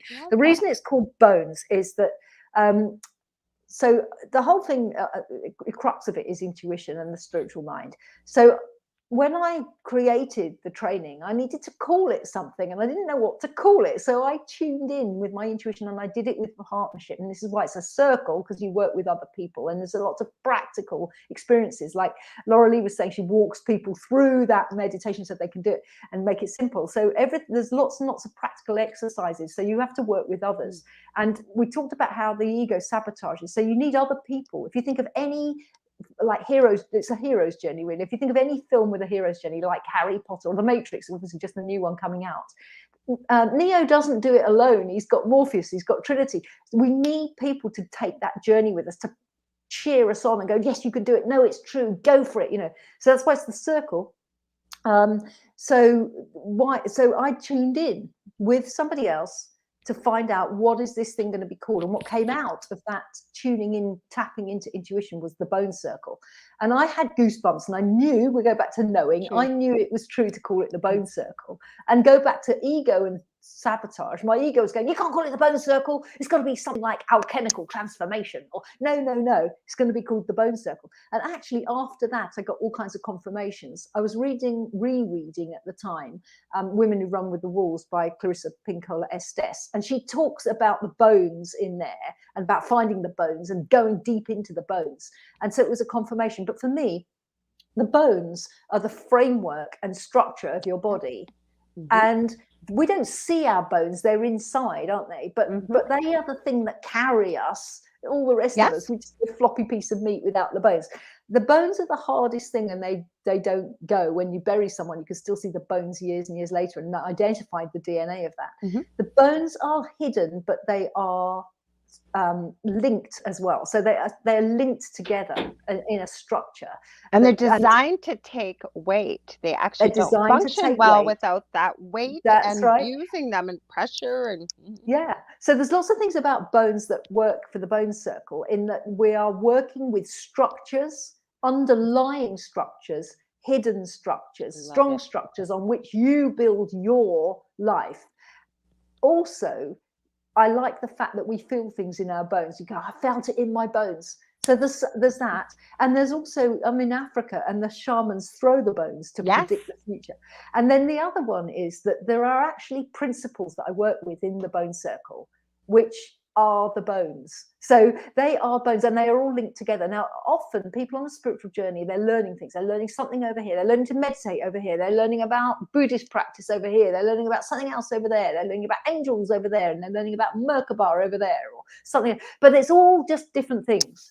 And what the bone circle, what bones do in your body, is they're all linked together. And what the bone circle does is link these bones together. So it's like threading pearls of wisdom on a string. So you learn these different bones, and the very first bone that you learn is that you're a creator, that you create. And you're either going to create unconsciously from the ego and the wound, and you're going to create havoc and things that you don't like, or you're going to become aware and you're going to create purposefully from greatness, and then you're going to start creating things that are true for you. So that's the very first bone, and we build on that, we learn it, and we grow with it, and we do practical exercises, and when you know that, we go on to the next bone. And so we link these bones together. So I hope that's answered your question. I love it. And that's a great explanation, that, like you said, there's so many confirmations for you, and it really makes a lot of sense why that name is just perfect for the program you've created. Now, I haven't. Oh, go ahead. Sorry. No, go ahead. I was going to say, I love circle. The fact it's a circle, because circles are always very powerful, because nobody's the boss in a circle. Everybody's equal in a circle. And never ending. It's never ending. And then that's that circle, your circle of friends, your circle of people. It's like a fellowship or a sisterhood or a brotherhood. So it's your circle that you can rely on, your inner circle. And if you think about the crown on chakra, the reason kings and queens of old wore a crown was because it was that crown chakra. And the circle of gold was the sovereignty of opening the crown and connecting to God, because they all felt that they were appointed by God. So it's the circle also, if we think about circle, it defines, if you think about the play, the Caucasian chalk circle, a circle can define things. You can circle things, and, you know, like even on a murder scene, they circle it with chalk and go, this is the murder scene. You know, that's defining space. And we use circles a lot within to define things within the bone circle. So there's lots of reasons for calling it a circle. And we know a circle also represents a sphere. So we've got the music of the spheres. And we know that all the platonic solids fit within the sphere. And the sphere is everything. And we have a sphere of influence. And so there's just so many layers to why it's called the bone circle. Thanks for asking, because nobody normally asks me things like that. So it's great to be able to delve into it. Well, it's a very unique name, too, that what I love about it is it creates a question into what is that, like Dave asked, and even say somebody's a little aversive or kind of on the fence about spirituality, to hear that explanation you'd want to delve in deeper to find out what's involved with this, like what is this. And so I love it, like, and it's not a name easily forgotten. Like, it's not going to get lost in the big pile of, you know, spirituality names that we hear. Like, he's first thought, you know, with the alchemy. I love that word, but there's a lot of things with alchemy in it. You don't hear the bone circle necessarily associated or even heard of in these circles, if you will, of spirituality. So I love it. Now, Dave says, excellent, great. In esoteric biology, the mission is to rebuild the bones in the body as well. Interesting. Awesome. Thank you. I love it. Yeah. So I've been dying to ask you this. I don't know, have you seen that movie out there called Infinite with Mark Wahlberg? It just came out in June. I haven't actually seen it, and probably because I'm in Africa, so we get things late. Because I've got friends of mine in England go, "Have you seen so and so?" And I go, "I'm asking because, again, speaking of having experiences, that there are no coincidences." But I actually channel with two other wonderful ladies from the UK. But one is in Canada, one was in Canada, now is living in Mexico. And she watched it and said, I'd love for the two of you to watch it and see what your thoughts are. And it gets into past lives. It gets into that we are infinite beings, which you and I both know we are. The soul goes on forever. There is no such thing as death. But it gets into that the infinites are those who are aware of every past life they have ever lived in this living body while on Earth. And then the bad guys in the movie also remember every past life. Now, the good guys choose to leave Earth in a better place than it was when they were born onto it. So when they leave this lifetime, they want the Earth to be a better place. The bad guys want the Earth to end. They want the Earth to completely end, and because they don't want to keep remembering all the past lives. The reason I ask you, because it had an interesting, I won't give away too much of it, but it had an interesting premise with technology about when the soul leaves the body, about trapping the soul. Now, to me, that's a man-made concept, because to me, it just means that we don't really understand the infinite power of our Creator. I'd love to hear your thoughts about it, because I know you talked about past lives and some of your stuff and that we go on forever. So I thought I'd ask if you saw it or what your thoughts were. Okay, awesome. Thank you. So first of all, I'll have to look out for that film. It will eventually get to Africa, probably about 6 months. Well, afterwards, I'll send you something. Yeah. Email it to you. Awesome. So I used to do a lot of past life regressions, not specifically, I did them for people if they asked me, but also sometimes client would come in for therapy. And sometimes I'd take them into hypnosis, and sometimes they'd go into a past life. And the way I used to language it was instead of going, oh, we're going to go to past life, I'd say, okay, what can we get to the subconscious mind? I want you to go back to whatever it was that started this problem off in the first place. 1, 2, 3, clap. And where are you? And they'd sometimes be in a past life. And then sometimes people would say, can you take me into a past life? Yeah, okay, sure. So I've done that. And I've also been into many past lives myself and seen lots of past lives. And I've had past lives in South Africa, which I've had to do healings and stuff on. They're really fascinating subject. And I do believe we've had many, many lives. But I also believe we're all connected and we can tap into a consciousness of a past life that might not have been ours, but it may be teaching us something. So there's a whole kind of stuff. I think there's so much we don't know. In terms of the soul and the dark and the light, I think it's the age-old story, isn't it? The dark versus the light. And it always looks like the dark is going to win, but the light always wins in the end. Light always wins. And what light always wins because it's more powerful. And there's something else I wanted to talk about here, touch on a little bit. So one of the other things that's part of so the Keys of Enoch comes under the umbrella of the Academy for Future Science, and the doctors, the good doctors Hertak, have written lots and lots of different things, not just the Keys of Enoch. And one of the things that they have annotated and is one of the Nag Hammadi texts, scrolls. They're not scrolls, actually. Yeah, they're scrolls. And I think they're actually books rather than scrolls. So anyway, they've taken the books of the Pistis Sophia, which is the Nag Hammadi teaching of. It teaches of the Pistis Sophia, which is the personification of wisdom and faith. That's what her name means. Pistis means faith, and Sophia means wisdom. And they have taken the original books and then they have explained it and done expositions on it, and there's a big fat book called the Pistis Sophia, and I'm in the process. It's taken us a couple of years, and I have there's a group every other Monday, and myself and some other teachers in the academy in South Africa have been teaching that teaching, and there's a lot in there about this dark versus light and the trappings of the soul, and what it's basically talking about in that the whole book starts with the risen Christ. So it's after, so the Bible stops at him dying, basically, and then he goes into a body of light, and off he goes, and that's the end of the Bible. Well, the Nag Hammadi and the Pistis Sophia pick up 11 years later in his body of light.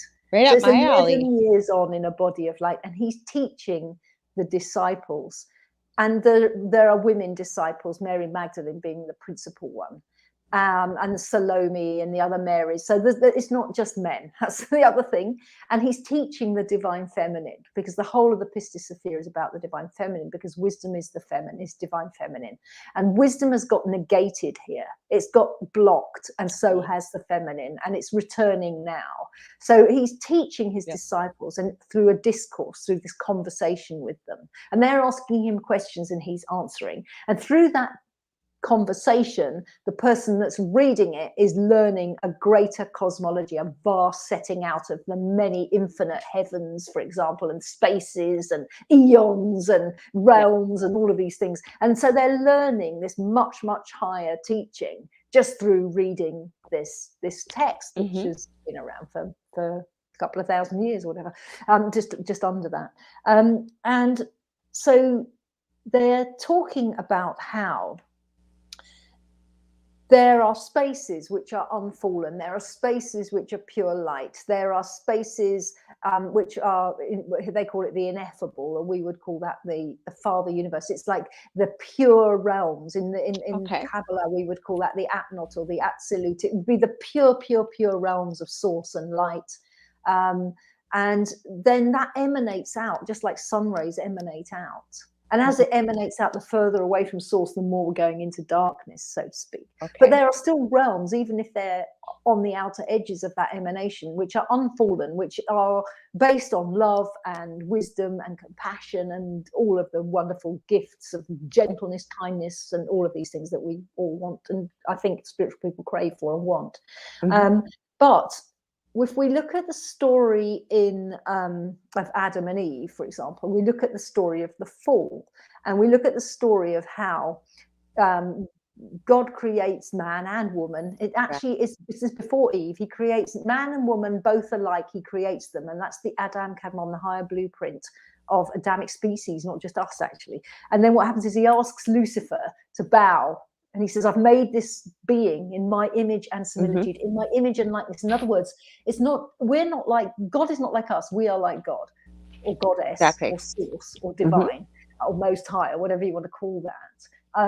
And so we have that ability to create, just as the creator created us. So too we can create. We are the offspring of the creator. So he says, no, you've got to bow to this thing. And Lucifer goes, no, I'm not bowing to that. So he's cast out with a third of the heavens, and they go off-piste, so to speak. And then then there's various other falls, because then they go into the Garden of Eden, and then we've got Eve, who's like a lower version, because they've already fallen away from the original Adamic blueprint. And then they've got the snake, and they've got the apple, and then they go, and it goes on, and there's all these different falls. So, but basically what we're doing is we're getting disconnected from that higher pure source of light. So the system of things, which is the best way of putting it, that we live in, which isn't just this planet, it's actually our local universe, if you like, on different realms, because we know it's not just physical beings that are here. We know that. So we know that there's angels, and there's paranormal things, and there's ghosts and all kinds of stuff. Oh, yes, I know. Malevolent, and you all know that. So in this system of things, we're actually detached, like a rudderless boat that's detached from the mothership, going round in circles. We're cut off from that higher light and that higher understanding. And actually, that's why we're here, to bring in that higher light. So, Dave just said, he said he won't bow to clay bodies. Yes.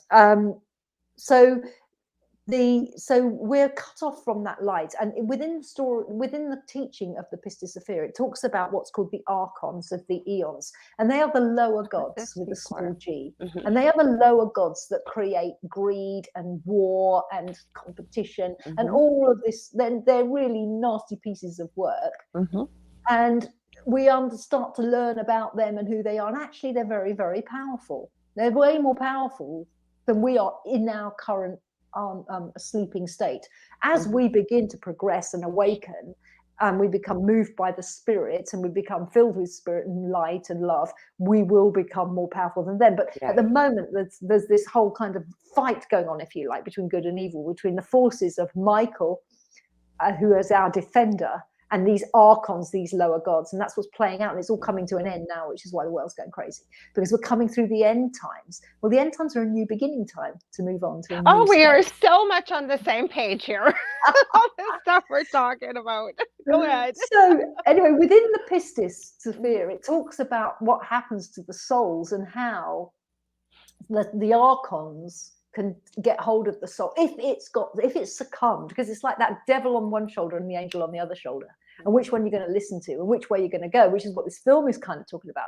Do you go towards the light to try and make the world a better place, because you want it to go into a place of love and compassion and forgiveness and gentleness and kindness and faith and all of those? Or are you here to make as much money as you can, hurt as many people as you can, greed, competition, consumption, and just screw it up for everybody because you don't want to remember all those lives? So it's kind of like it's not quite as clear cut, obviously, because we've all got both, but it's like, which path are you taking? Are you taking the upward spiral of light or the downward spiral into chaos? So what it's saying is, if you've chosen downward spirals into chaos, you have not received the mysteries, you haven't sought for the mysteries, you haven't sought for the light, then the archons, when you die, there are receivers of your soul, which are called paralemptors within that teaching, and they receive the soul. And this is really similar to the Bardo, the teachings of the Bardo, the Tibetan Book of the Dead and the Egyptian Book of the Dead as well. Every belief system has its Book of the Dead, and there's stages you go through. So within the Pistis Sophia, the archons can take that soul and torment it and cut it off, but they can never take it completely, because the soul is infinite. It can be tortured and captured and all of those things, but it can be released, which is why when people pass over, we do like prayers or ceremonies or things for the soul, even if you just light a candle and ask for that soul to rest in peace. The Jewish tradition do the Psalms, which is our Book of the Dead. We can work with sacred names, but when we do prayers for those who've passed, we're actually making sure that they can go past all these lower gods that would torment their soul, so they can go straight into the light. So that's a whole teaching, and I think it's very much in alignment, by the sounds of it, with this film about the dark and the light, and with what we know about the infinite soul. So the soul is infinite, and the soul can't really be damaged or anything. But we get damaged, and then that trauma carries on into the next life. But we can clean and clear all of that at the soul level. It's pure joy. No, I agree with you, because I believe I had a near-death experience as a toddler, but I've always been drawn to them. I have studied them for over 40 years, professionally as well as personally. I also say in my career early on, I was so blessed to be there at the beginning of life hundreds of times. I worked in the NICU, labor and delivery, and the maternity ward. Then I worked out in the community. I was a community visiting nurse and did a lot of high-tech stuff and things that was very exciting. Wasn't quite critical care. But I think the most rewarding part for me, and I almost didn't take the job, was I worked on my own in the most dangerous, low-income part of our city. Murder, drugs, prostitution, the destitute of the destitute, homeless. And I thank God for that, because that was one of life's biggest teachers for me, including, though, I always said I've always felt so deeply honored to have families ask me to be there as their loved one transitions back home, as I call it, terminally ill. And I think some of the biggest lessons, and I talk about this lots on my show, that, I've looked after people from all walks of life, and there's been many wealthy people, and I can tell you 95% of people have so many regrets, because they realize that all that money that they strove to create or make, or, that, and not following their dreams. When I have enough money in the bank, or when I retire, or when I lose that 30 pounds, or the things people mostly regretted was they never told the people around them how much they loved them, and they wish they would have told them many times a day. That they would have spent more time with family. They would have spent more time laughing and enjoy. I don't think I ever met one person that was, ruined that they didn't make enough money, or they didn't have a big enough house, or they just realized, like, the old saying, you can't take it with you. Some of life's greatest lessons, I'll tell you, I learned as a nurse, and I can't go back with my back the way it is, but I'm still, very active in other parts of nursing, just even with what I'm doing now. But it was really great lessons that life taught me. I seen you writing something down, so I'd love to hear your thoughts on that. No, it's just interesting when you said about, you can't take it with you, and the regrets. And I've always said that to people when they're sort of saying, oh, but I can't do this because of that. And I go, you know what, when you get to the end of your life, and I've known this from just being around older people who are kind of getting ready to go, if you like, you don't regret. And I used to do this in therapy for people who are afraid of making mistakes and getting something wrong. And I used to say, when you get older and you're on your deathbed, you won't regret the things you tried that went wrong, or the mistakes terrible mistakes you made. You won't regret that. You'll regret the things you didn't at least have a go at and try. And I think there's a line in my novel Red Dress that says something about, you won't worry about, you don't shuffle off this mortal coil thinking, thank goodness we bought that nice sofa. You just don't. It's just not important in the great scheme of things. Okay, that was a nice sofa at the time, but so always said, if you have money, spend it on experiences and connection, because we all want connection, and those are the things you really remember, isn't it? You remember the great birthday party, or that time you went to the beach, or that fantastic holiday, or that Christmas, or whatever. Those are the things that we remember in our hearts, of these experiences. We don't remember that very expensive whatever it was we bought. And I loved what you said as well about going back home, because I believe that's true, that we come here and when we die, we go back home. We're not dying at all, we're just going into another phase. And I love this analogy of birth, that when the baby's in the womb, it doesn't know anything else except the womb. Mm-hmm. And then when it's born, has to go through a traumatic experience of birth, and Mm-hmm. it's probably thinks it's dying with all the squeezing of the womb and all the Yes. rest of it. And it's a quite horrific experience. And when they come out the other side, they're confronted with this world and the beauty of this world and the beauty of their mother's face, and they can smell and taste and see, and it's so much bigger than what they were experiencing in the womb. They have to come out their comfort zone of the womb to come into the world. But then I think when you're an innocent child, innocent baby, before anything's happened, you're in wonder and awe and bliss. Mm-hmm.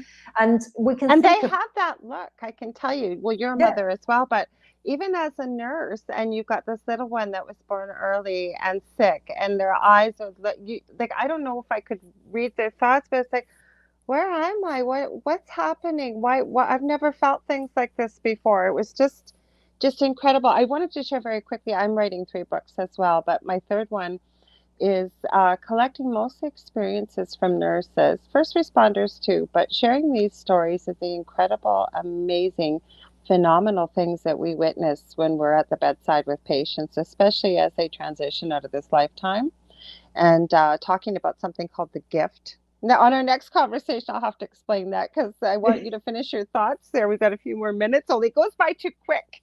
It does. It's gone so quickly. We've still got so much to talk about. I'm going to have to come back. So there's a couple of other things I was going to say. So when we're transitioning and passing, rather than think of it as the death and the end and it's final, think of it as you're birthing. You're going through another birth. You're birthing through the womb of space and time into something awe-inspiring. And you think about how light the world is compared to what it must be like in the womb. Imagine that again when you're passing, you're going to go into a much lighter place.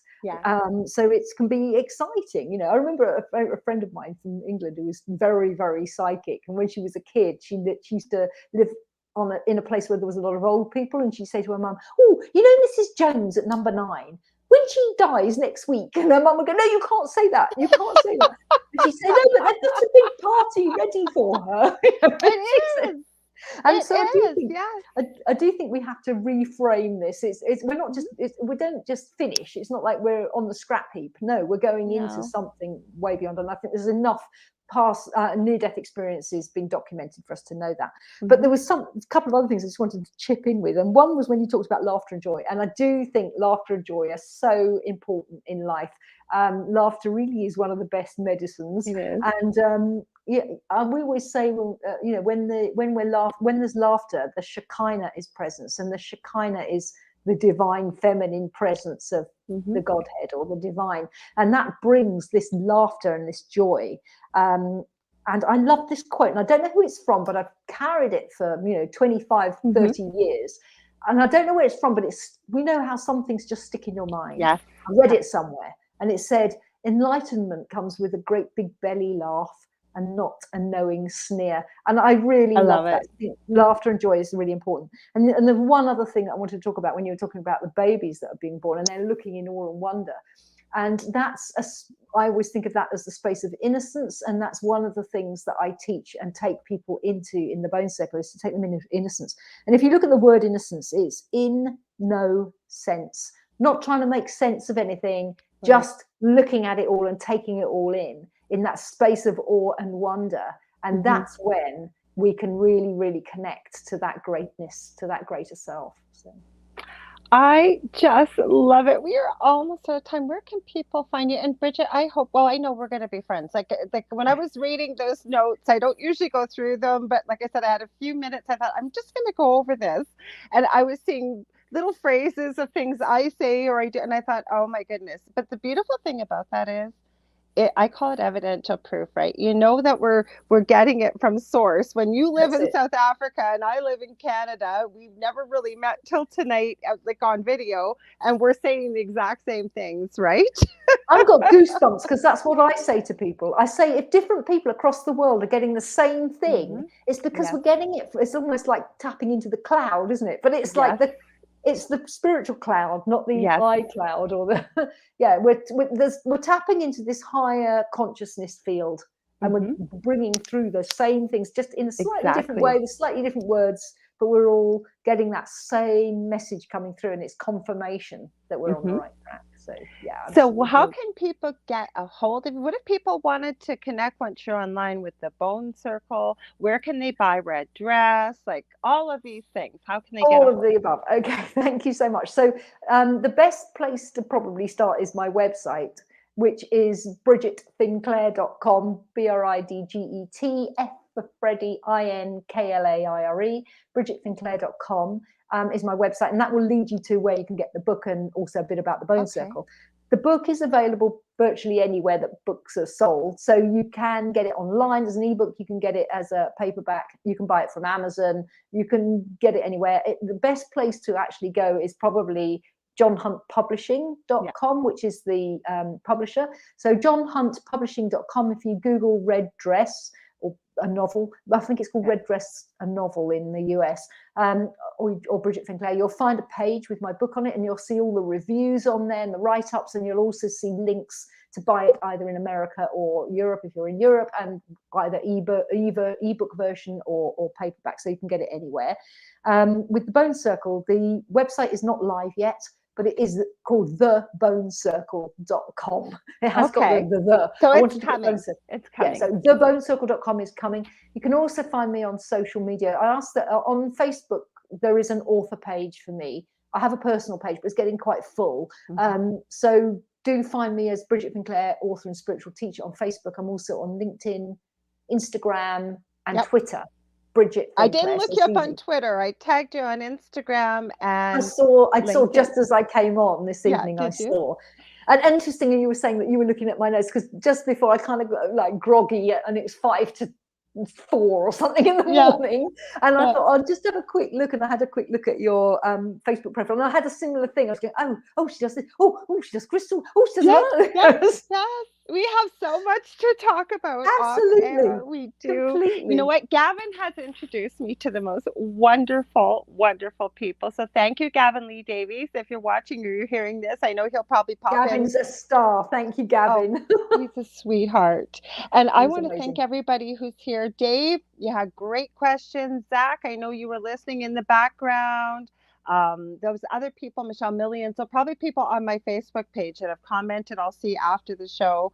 We go out to all kinds of countries live, so just YouTube's our newer venue, and just because we don't see them on social media, they're on all different servers and platforms, and I think Joe said my show goes up to like 160 different countries, live, and then anywhere where talk radio or podcasts are carried, you can find all of our episodes from UPRN, not just my show.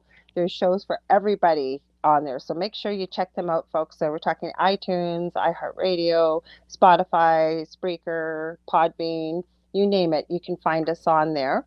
If you want to get a hold of me, you can reach out to me on facebook.com/The Angel Rock. I have 2 groups on Facebook, Paranormal University for all things on the paranormal realm, and then the Angel Rocker Tribe for many of the things we just talked about tonight. And as you can tell, it's my passion too. So thank you so much for being here. I am going to give our fellow truckers a huge shout out like I did at the beginning of the show.